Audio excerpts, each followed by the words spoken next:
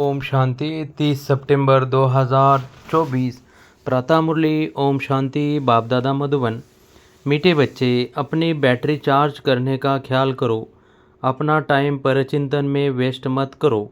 अपनी घोड़ तो नशा चढ़े। प्रश्न: ज्ञान 1 सेकंड का होते हुए भी बाप को इतना डिटेल से समझाने व इतना समय देने की आवश्यकता क्यों? उत्तर: क्योंकि ज्ञान देने के बाद बच्चों में सुधार हुआ है या नहीं, यह भी बाप देखते हैं और फिर सुधारने के लिए ज्ञान देते ही रहते हैं।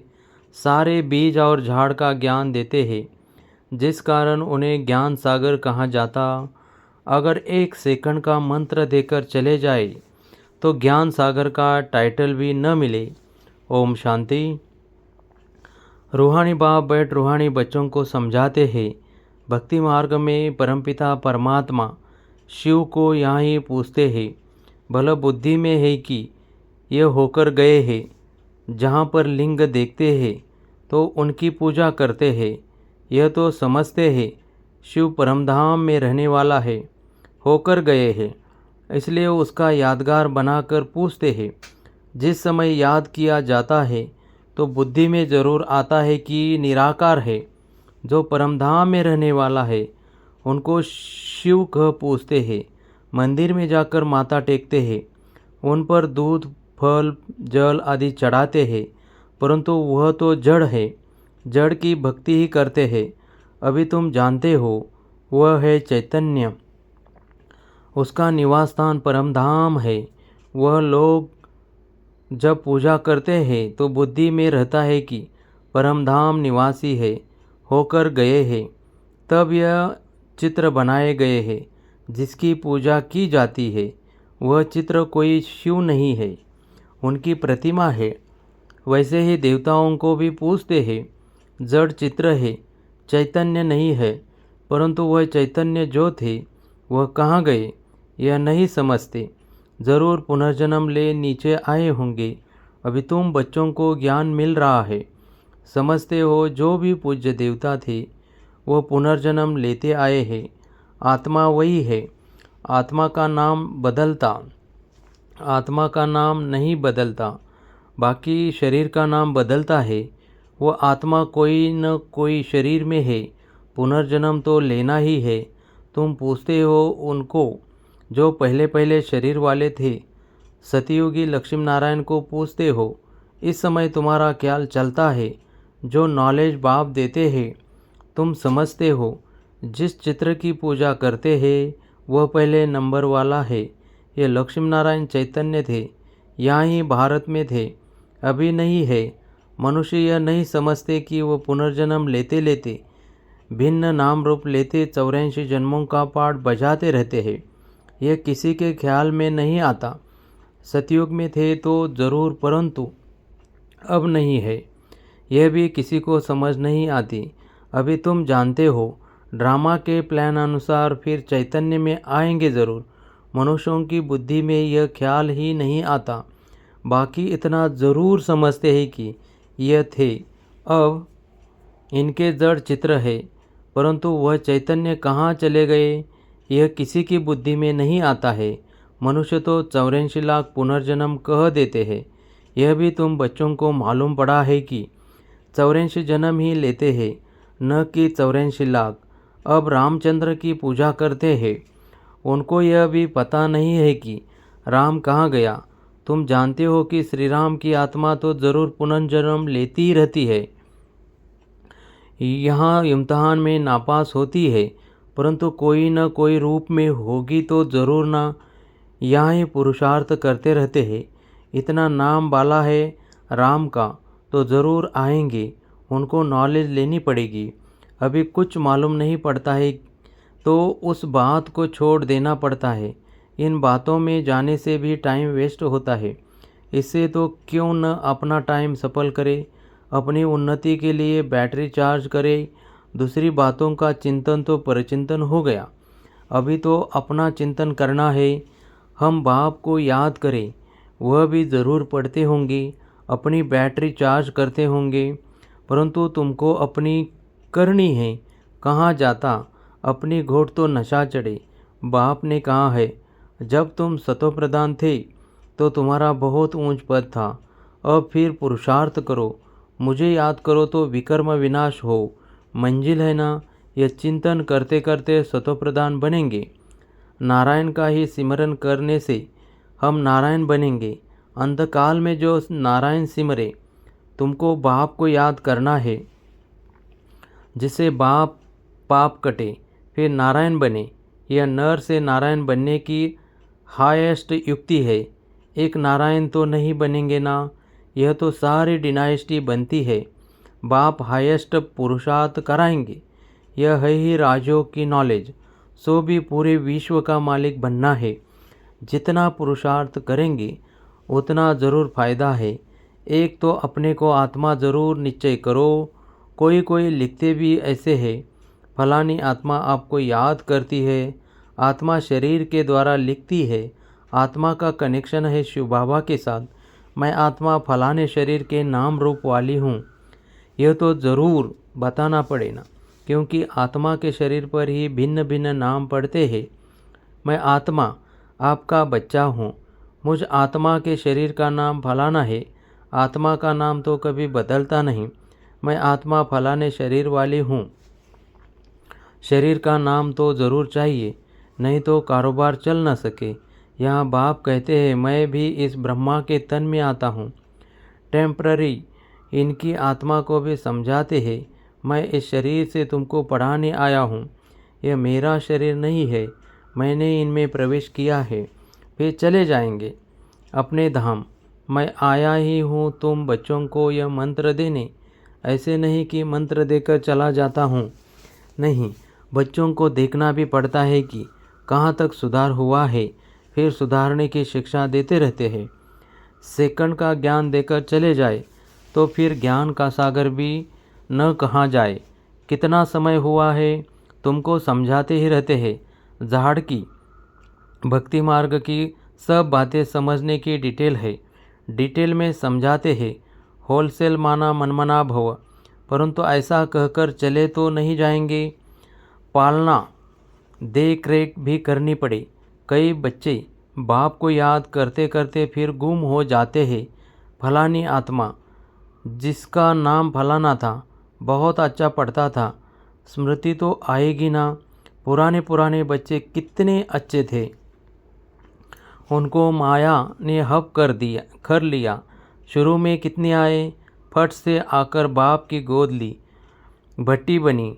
इसमें सब ने अपना लक भाग्य आजमाया। फिर लक आजमाते आजमाते माया ने एकदम उड़ा दिया, ठहर न सके। फिर 5000 वर्ष के बाद भी ऐसे ही होगा। कितने चले गए, आधा झाड़ तो ज़रूर गया।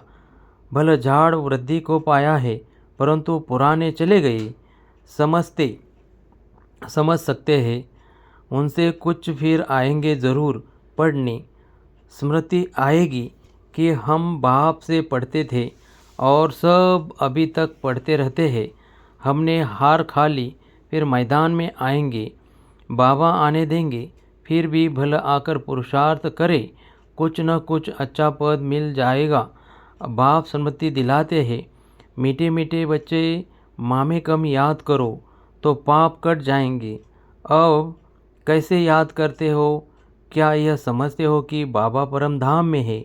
नहीं, बाबा तो यहाँ रथ में बैठे हैं। इस रथ का सबको मालूम पड़ता जाता है। यह है भाग्यशाली रथ, इनमें आया हुआ है। भक्ति मार्ग में थे तो उनको परम धाम में याद करते थे, परंतु यह नहीं जानते थे कि याद से क्या होगा। अभी तुम बच्चों को बाप खुद इस रथ में बैठ श्रीमत देते हैं, इसलिए तुम बच्चे समझते हो। बाबा यहाँ इस मृत्युलोक में पुरुषोत्तम संगम युग पर है। तुम जानते हो, हमको ब्रह्मा को याद नहीं करना है। बाप कहते हैं, मामे कम याद करो। मैं इस रथ में रहकर तुमको यह नॉलेज दे रहा हूँ, अपनी भी पहचान देता हूँ। मैं यहाँ हूँ। आगे तो तुम समझते थे परम धाम में रहने वाला है, होकर गया है, परंतु कब यहाँ पता नहीं था। होकर तो सब गए हैं ना। जिनके भी चित्र है, अभी वह कहाँ है यह किसी को पता नहीं है। जो जाते हैं वह फिर अपने समय पर आते हैं, भिन्न भिन्न पार्ट बजाते रहते हैं। स्वर्ग में तो कोई जाते नहीं।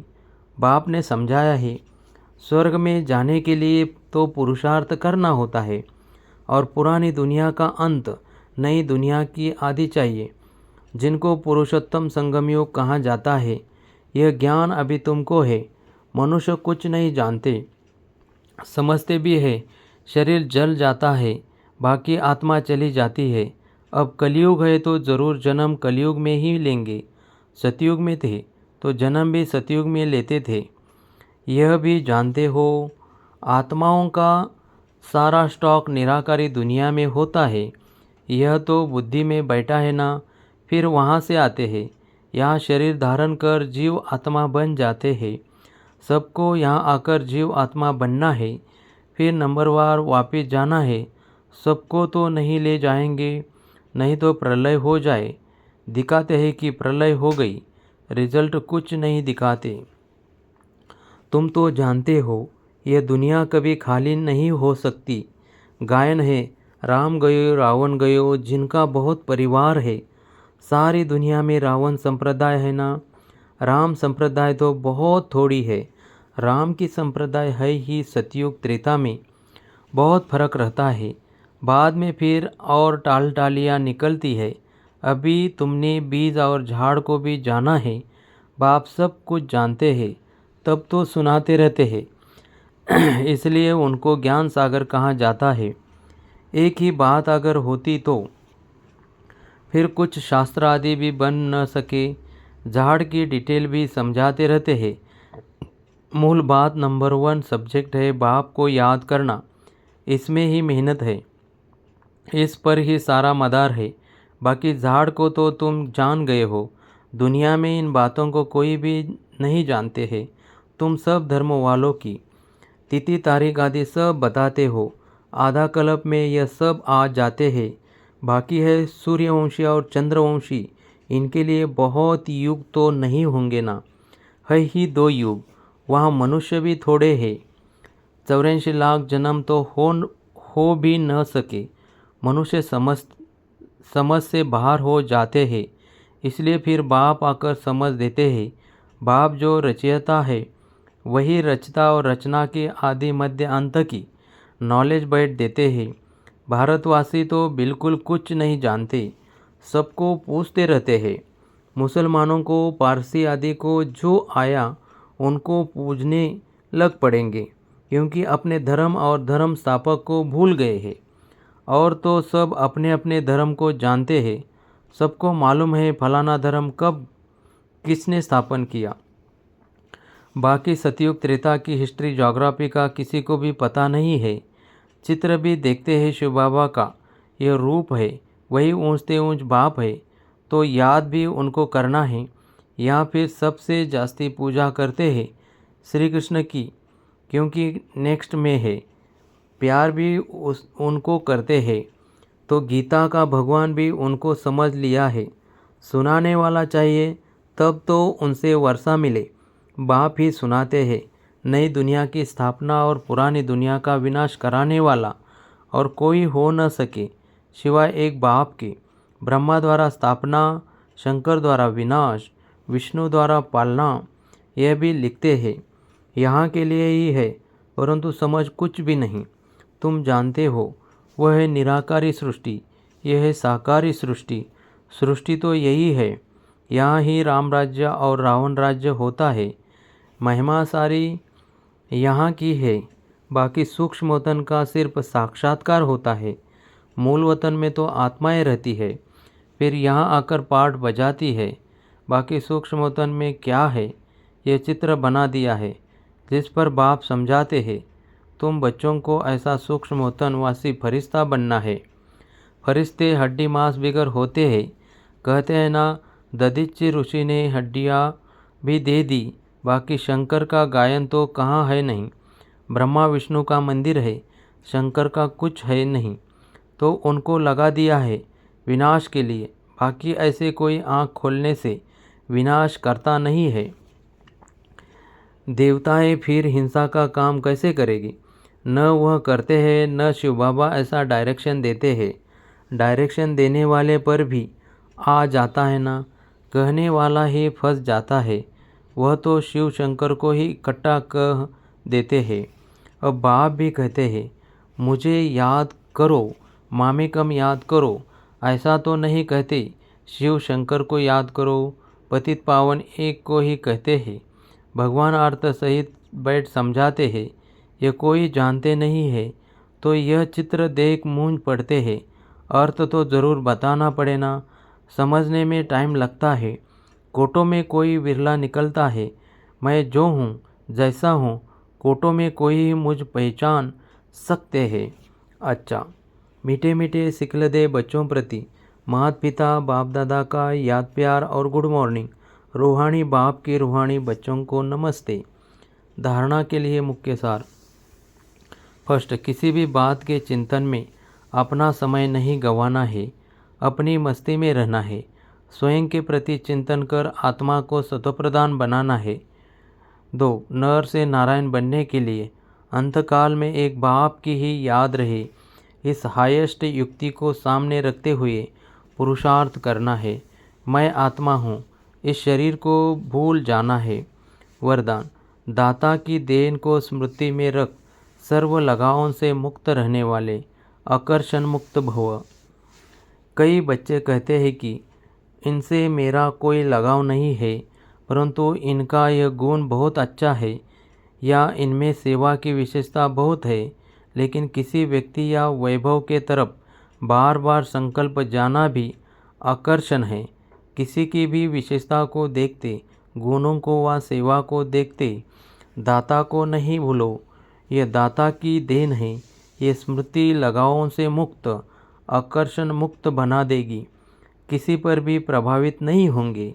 स्लोगन, ऐसे रूहानी सोशल वर्कर बनो जो भटकती हुई आत्मा को ठिकाना दे दो, भगवान से मिला दो।